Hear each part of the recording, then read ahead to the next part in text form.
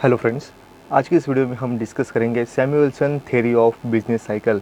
हमने ये series start की है जहाँ पे बिजनेस साइकिल एग्जैक्टली क्या होते हैं और किस तरह से यहाँ पे इम्पोर्टेंट रोल यहाँ पे इकोनॉमी के अंदर इम्पोर्टेंट रोल यहाँ पे बिजनेस साइकिल करते हैं। तो हमने फर्स्ट यहाँ पे वीडियो बिजनेस साइकिल पे हमने बनाया कि एग्जैक्टली ये बिजनेस साइकिल होता क्या है, इस पे ऑलरेडी हमने बनाए। और आज हम इस टॉपिक में डिस्कस करेंगे स्टार्टली यहाँ पे Samuelson theory of business cycle. Exactly ये सैमुअल्सन ने ये थ्योरी देने से पहले जो बिजनेस साइकिल एग्जैक्टली किस तरह से वर्क करता है, इसको जेम केन्स के द्वारा यहाँ पे एक्सप्लेन किया गया था। जो उन्होंने मल्टीप्लायर का सही तरीका यहाँ पे यूज़ करने के बाद किस तरह से फ्लक्चुएशन इकोनॉमी के अंदर होते हैं, यही उन्होंने अपनी थ्योरी में कहा था। बट ये सैमुअल्सन ने इस थ्योरी में हमें कहा है कि किस तरह से यहाँ पे interaction between the multiplier analyse and the principle of the acceleration, इन दोनों का मिक्सअप जब हम मल्टीप्लायर का और एक्सीलरेटर का यूज़ इकोनॉमी के अंदर किस तरह से वन बाय वन करेंगे तो किस तरह से यहाँ पे इन्वेस्टमेंट में ग्रोथ होगी, उस तरह से यहाँ पे आउटपुट एम्प्लॉयमेंट और उस कंट्री की जो नेशनल इनकम है इसको भी ग्रोथ होने में किस तरह से इम्पोर्टेंट रोल निभाती है। यही कॉन्सेप्ट को यहाँ पे सैमुअल्सन ने थ्योरी ऑफ बिजनेस साइकिल को हमें एक्सप्लेन किया है। तो हम देखें तो ये थ्योरी को कहा जाता है modern theory of business cycle, क्योंकि इम्पॉर्टेंट रोल यहाँ पे सैमुअल्सन का थ्योरी यहाँ पे बिजनेस साइकिल में एक्सप्लेन होती है और बहुत इम्पोर्टेंट रोल यहाँ पे अदा करती है। तो इसे मल्टीप्लायर और एक्सीलरेटर मॉडल भी कहा जाता है, क्योंकि इस थ्योरी में मल्टीप्लायर और एक्सीलरेटर को किस तरह से दोनों का यूज़ होगा और किस तरह से बिजनेस साइकिल में फ्लक्चुएशन आते हैं, इसे ही इम्पोर्टेंट इन दो मेथड को यहाँ पे इस थ्योरी में यूज़ किया है। तो इसी वजह से यहाँ पे इस थ्योरी को इन दो नामों से पहचाना जाता है। तो उसी के साथ जो सैमुअल्सन ने ये थ्योरी हमें दी थी, तो हमें पता चलता है कि जब यहाँ पे द MIT प्रेस का जब जर्नल यहाँ पे प्रेजेंट किया गया था, तब उन्होंने ये concept the review of economic statistic इस कॉन्सेप्ट को हमें दिया था। तो ये इम्पोर्टेंट रोल यहाँ पे सैमुअल्सन का बिजनेस साइकिल का जो 1939 में यहाँ पे पब्लिश किया गया था। तो हम देखें तो एग्जैक्टली ये जो कॉन्सेप्ट सैमुअल्सन दिया है, तो ये देने की वजह उससे पहले जो एक थ्योरी वर्क करी थी जो केन्स का जेम केन्स ने दिया हुआ Keynes theory of business cycle को यहाँ पे एक नेक्स्ट लेवल पे जाके ये थ्योरी दी थी।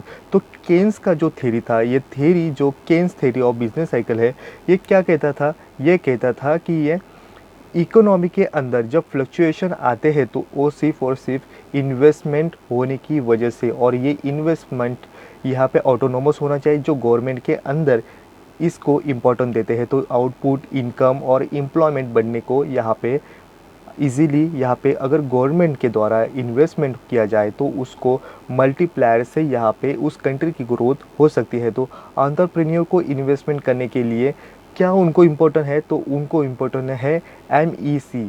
MEC क्या होता है? Marginal efficiency of capital. अगर किसी एंटरप्रेन्योर को यहाँ पे प्रॉफिट यहाँ पे ज़्यादा दिखाई देता है तो MEC जो marginal efficiency of capital investment ज़्यादा होती है। अगर MEC marginal efficiency of capital अगर कम है तो यहाँ पे एंटरप्रेन्योर के द्वारा इन्वेस्टमेंट कम होती है। तो किसी भी इकोनॉमी के अंदर अगर इन्वेस्टमेंट होगा तो वो प्रॉफिट कितना देगा, इसको ही यहाँ पे देखा करते हैं एंटरप्रेन्योर, और उसके वजह से ही इन्वेस्टमेंट को अच्छी तरह से ग्रोथ उस एरिया में उस कंट्री में मिलती है। तो इन शॉर्टली हम कहें कि जो ये कॉन्सेप्ट जेम केन्स ने दिया था, उनकी जो थ्योरी थी general theory of employment investment and money, जो 1936 में दी थी, और इसी से ही हमें पता चलता है कि केन्स का जो बिजनेस साइकिल का मॉडल है किस तरह से यहाँ पे वर्क करता है। और सबसे इम्पॉर्टेंट जो केन्स ने दिया था कि 3 इम्पॉर्टेंट कंट्रीब्यूशन केन्स ने दिए थे, वो थे फ्लक्चुएशन इन इन्वेस्टमेंट में आएंगे तो यहाँ पे इफ़ेक्टिव डिमांड इकोनॉमी के अंदर भी चेंज होते हैं। सेकेंड, फ्लक्चुएशन इन्वेस्टमेंट डिमांड में अगर आएगी तो यहाँ पे MEC ये बढ़ती है, बढ़ेगी तो प्रॉफिट भी बढ़ेगा। MEC यहाँ पे मार्जिनल इफिशिएंसी ऑफ कैपिटल को माना जाता है। और थर्ड, यहाँ पे जब इम्पोर्टेंट कंट्रीब्यूशन केन्स ने देते हैं मल्टीप्लायर अपना इम्पोर्टेंट रोल यहाँ पे इकोनॉमी के अंदर करता है, क्योंकि जिस तरह से इन्वेस्टमेंट में चेंज होगा तो इनकम में भी चेंज होगा और उस कंट्री की आउटपुट, एम्प्लॉयमेंट, यहाँ पे सभी कंडीशन को चेंजेस यहाँ पे दिखाई देते हैं।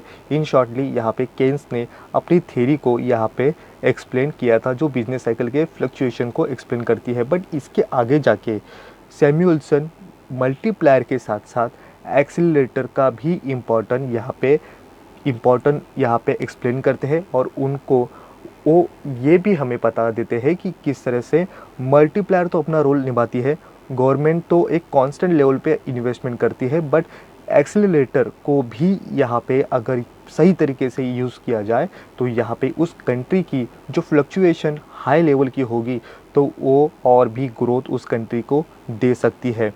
तो हम इन शॉर्टली हम देखें तो यहाँ पे मल्टीप्लायर को क्या हम कहते हैं और एक्सीलरेटर को क्या कहते हैं, हमने लास्ट वाले हमारे ही वीडियो हमारे चैनल पे हमने मल्टीप्लायर एग्जैक्टली क्या है और एक्सीलरेटर एग्जैक्टली क्या और किस तरह से दोनों भी वर्क करते हैं, इसके सेपरेटली यहाँ पे हमने वीडियो बनाया है जो इजीली अवेलेबल अपने प्लेलिस्ट में है। तो इन शॉर्टली हम देखें तो ये मल्टीप्लायर हमें क्या कहता है, numerical coefficient showing the effect of the change in total national investment on the amount of the total national income. अगर मल्टीप्लायर हमें ये कहता है कि अगर इन्वेस्टमेंट में चेंज आएगा तो उस कंट्री की इनकम में भी चेंज आता ही आता है। तो इसका जो फॉर्मूला है ये मल्टीप्लायर का कहता है 1/1 माइनस MPC। तो अगर इन शॉर्टली हम कहें कि एग्जांपल अगर दे, अगर उस कंट्री में 100 करोड़ का इन्वेस्टमेंट अगर किया जाएगा तो उस कंट्री में इन्वेस्टमेंट बढ़ेगा तो लोगों को एम्प्लॉयमेंट मिलेगा, लोगों को हाथ में काम मिलेगा, लोगों के हाथ में काम आने की वजह से लोगों की इनकम बढ़ेगी।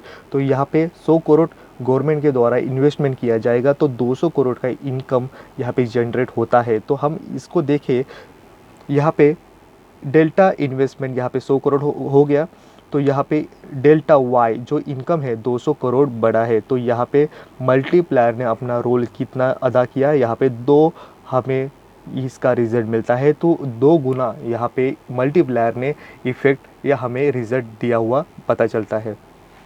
तो इसी तरह से एक्सीलरेटर एग्जैक्टली हमें क्या किस तरह से वर्क करता है, तो एक्सीलरेटर हमें कहता है कि the accelerator effect suggests that a small changes in the national output can trigger a larger change in the aggregate investment।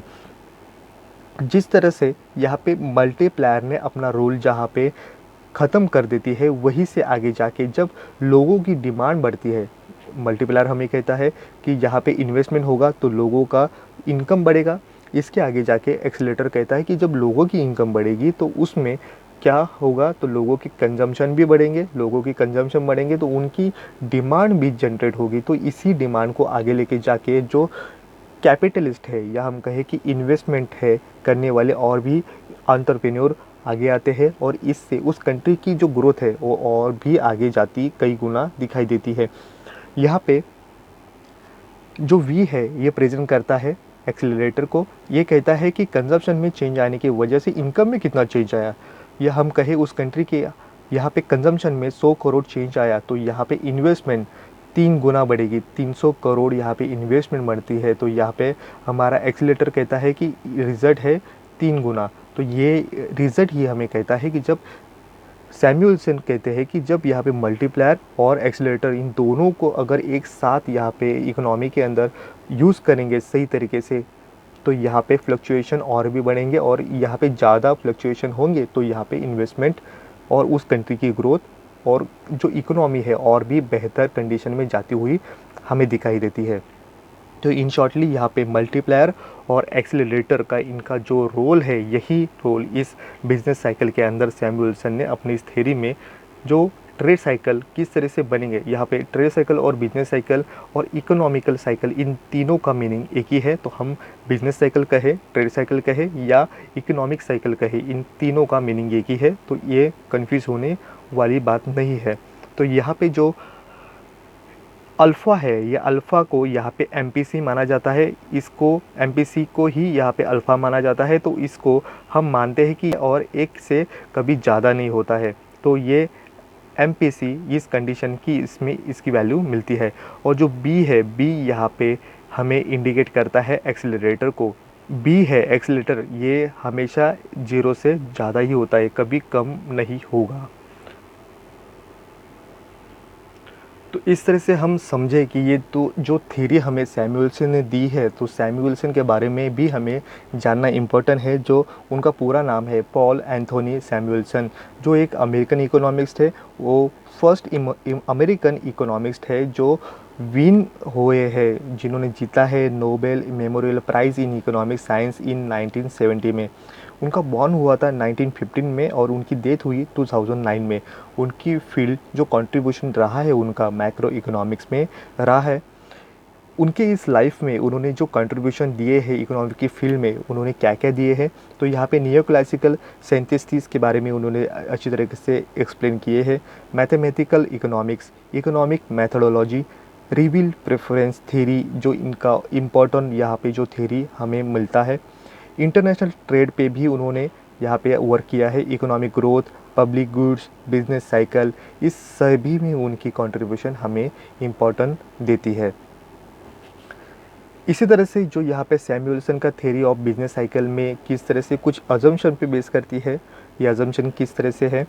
यहाँ पे फर्स्ट है lag relationship between the multiplier and accelerator.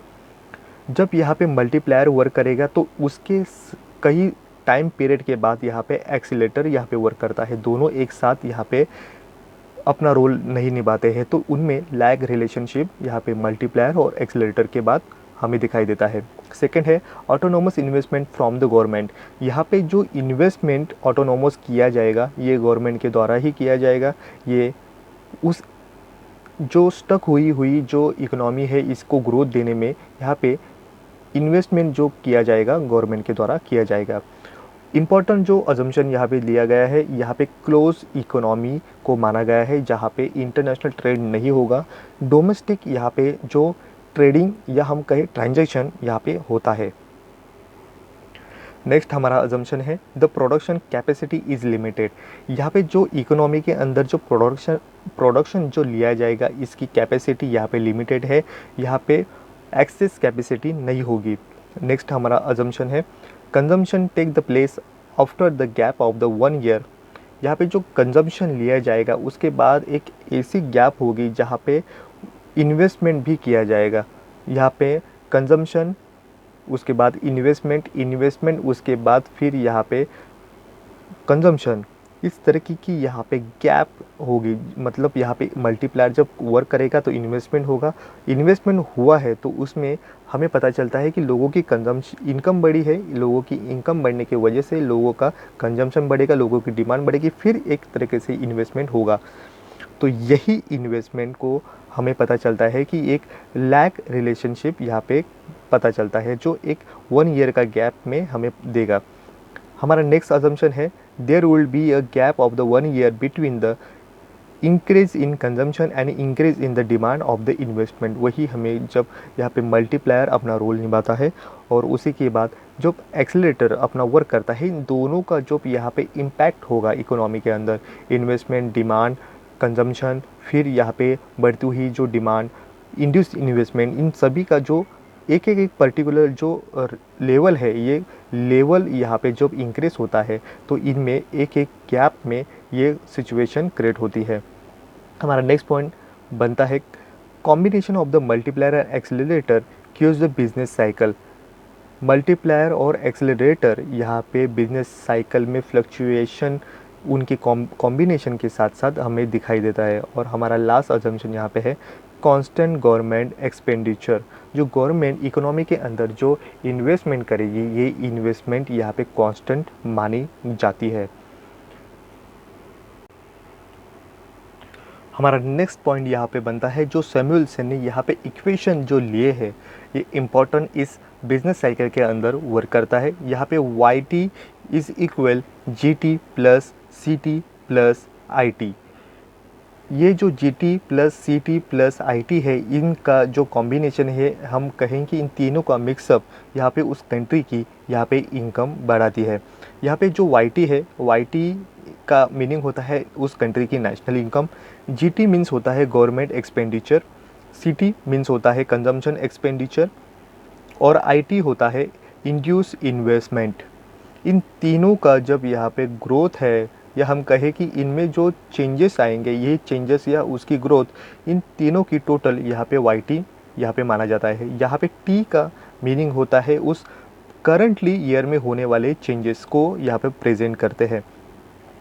तो इसी के साथ जब हम देखते हैं कि यहाँ पे YT is equal GT plus CT plus IT, इन तीनों का अगर हम एक्सप्लेनेशन करेंगे तो इसका एग्जैक्टली क्या मीनिंग होता है और किस तरह से ये वर्क करते हैं, तो ये वर्क करने की वजह हम बताते हैं कि यहाँ पे GT जो फर्स्टली हम कहेंगे कि GT जहाँ पे यहाँ पे कांस्टेंट माना है कि गवर्नमेंट की जो इन्वेस्टमेंट होती है ये कांस्टेंट होती है, तो यहाँ पे हम उसकी वैल्यू 2 मानते हैं कि यहाँ पे इतनी करोड़ में, या हम कहें कि एक 2 लेवल की यहाँ पे इन्वेस्टमेंट गवर्नमेंट के द्वारा की जाती है जो कांस्टेंट है। ये हमारा फर्स्ट इक्वेशन बनता है। जो GT है गवर्नमेंट के द्वारा उस करंट ईयर में होने वाला इन्वेस्टमेंट यहाँ पे कांस्टेंट है, वैल्यू उसकी 2 है। यह माने करोड़ है, अदरवाइज़ हम कुछ भी उसकी वैल्यू रख सकते हैं, जो यहाँ पे हमने 2 पॉइंट दिए हैं। उसके बाद आता है CT, GT हो गया। तो यहाँ पे जो YT है, YT इन दोनों को अभी हम समझते हैं कि यहाँ पे इसकी वैल्यू यहाँ पे 2 हमने लिखी जो कांस्टेंट है, तो बचे इनकम के अंदर CT प्लस IT, यहाँ पे CT प्लस IT जो यहाँ पे हमने GT को निकाल दिया क्योंकि इसकी वैल्यू कांस्टेंट है, बट ये वेरिएबल इनके चेंजेस हमें दिखाई देंगे। तो यहाँ पे हमारा सेकेंड जो इक्वेशन बनता है YT is equal CT plus IT, जो सेकेंड इक्वेशन होता है। अभी इनकी एक्सप्लेनेशन हम देखेंगे कि इन दोनों का यहाँ पे मीनिंग किस तरह से निकल के आता है। तो यहाँ पे CT जो हमने लिया था, यहाँ पे कंजम्पशन एक्सपेंडिचर किस तरह से होता है, तो ये होता है C alpha, CT is equal C alpha plus C और ब्रैकेट में होता है YT माइनस 1, ब्रैकेट कंप्लीट। जो थर्ड इक्वेशन हमें पता चलता है, यहाँ पे CT का मीनिंग होता है कंजम्पशन एक्सपेंडिचर। हमारा जो कंजम्पशन पे खर्च होगा ये किस तरह से होगा, तो यहाँ पे जो CA है इसे कहते हैं ऑटोनोमस कंजम्पशन।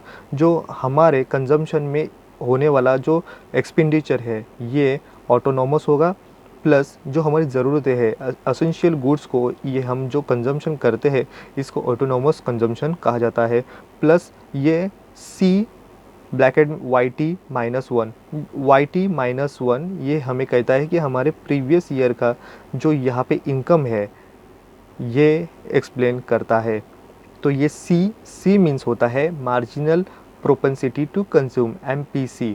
जो हमारा लास्ट ईयर का जो यहाँ पे मार्जिनल प्रोपेंसिटी जो कंज्यूम है जो लास्ट ईयर का YT माइनस 1, ये इन दोनों पे ये हम कहे C alpha plus C YT minus 1, इन दोनों पे डिपेंड है हमारा जो कंजम्पशन एक्सपेंडिचर है।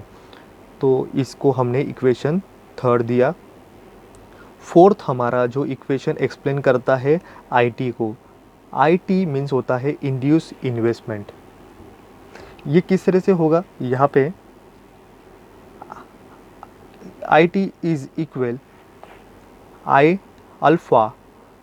अल्फ़ा का होता है ऑटोनोमस इन्वेस्टमेंट प्लस V यहाँ पे इंडिकेट करता है एक्सेलरेटर को। तो ये किस तरह से वर्क करेगा, इसकी प्रीवियस ईयर और प्रीवियस ईयर की भी प्रीवियस ईयर, इन दोनों ईयर का यहाँ पे यूज़ यहाँ पे किया जाएगा, जहाँ पे YT माइनस 1 और YT माइनस 2 इन दोनों को यहाँ पे इंक्लूड किया जाएगा। 2 ईयर के यहाँ पे जो हमारे IT के जो यहाँ पे इन्वेस्टमेंट है, इन्वेस्टमेंट यहाँ पे जो इंड्यूस इन्वेस्टमेंट प्लस यहाँ पे एक्सेलरेटर को हम यहाँ पे कैपिटल आउटपुट रेशो भी मानते हैं, जहाँ पे हमारे प्रीवियस ईयर की जो यहाँ पे कैपिटल आउटपुट रेशो क्या था और उसके भी पहले वाले ईयर की, इन दोनों का मिक्सअप यहाँ पे हम इस इक्वेशन में जो हम 4 यहाँ पे इक्वेशन बनते हैं। यहाँ पे जो GT है यहाँ पे वैल्यू उसकी कांस्टेंट है, इसकी इन्वेस्टमेंट यहाँ पे गवर्नमेंट के द्वारा कांस्टेंट ही मानी गई है, और YT में जो यहाँ पे चेंज होने वेरिएबल जो चेंज होंगे वैल्यू वो है C T plus I T. Second equation C T का एक्सप्लेन देते हैं सी अल्फ़ा प्लस सी यहाँ पे, फिर यहाँ पे वाई टी माइनस वन जो प्रीवियस ईयर का यहाँ पे कंजम्पशन, सी का meaning M P C marginal propensity consume, और सी ए इसका मीनिंग होता है ऑटोनोमस कंजम्पशन। इनका मिक्सअप यहाँ पे सी टी को एक्सप्लेन करता है। तो आई टी को यहाँ पे जो इंड्यूस इन्वेस्टमेंट किस तरह से होगा, यहाँ पे आई अल्फ़ा जो ऑटोनोमस इन्वेस्टमेंट प्लस एक्सेलरेटर, और प्रीवियस ईयर की हमारी जो इन्वेस्टमेंट है और उससे भी पहले वाली ईयर की जो हमारी इन्वेस्टमेंट, या हम कहें कि हमारी जो इनकम, इन दोनों का इनकम है, इन दोनों को इंक्लूड किया जाएगा इक्वेशन 4 में। अब हम यहाँ पे चारों इक्वेशन को अगर जोड़ ले तो हमें वन यहाँ पे न्यू इक्वेशन मिलता है, जो इसी इक्वेशन का एक्सप्लेनेशन, या हम डीपली कहें इसको किस तरह से प्रेजेंट किया जाएगा। जहाँ पे वाई टी लिए, जी टी की हमने वैल्यू ली थी 2, जहाँ पे हमने 2 इसकी वैल्यू ली थी, प्लस जी टी को हमने एक्सप्लेन किया था 2 वैल्यू का, प्लस यहाँ पे सी टी का हमने एक्सप्लेन लिया था सी अल्फ़ा प्लस सी वाई टी माइनस वन, जो हमने यहाँ पे सी टी का एक्सप्लेन लिया, प्लस अभी हम लेंगे आई टी का एक्सप्लेनेशन दिया गया है जो I alpha plus V Y T minus one minus Y T minus two, जो इन तीनों का इक्वेशन का एक्सप्लेनेशन इक्वेशन 5 में हमें मिलता है। तो इन शॉर्टली ये जो सैमुअल्सन ने दिया हुआ इक्वेशन, इनकी जो हम in shortly Y T is equal G T plus C T plus I T, इसका इक्वेशन, इसका इंक्लूड किस तरह से उन्होंने एक्सप्लेन किया है, तो इस तरह से हमें पता चलता है।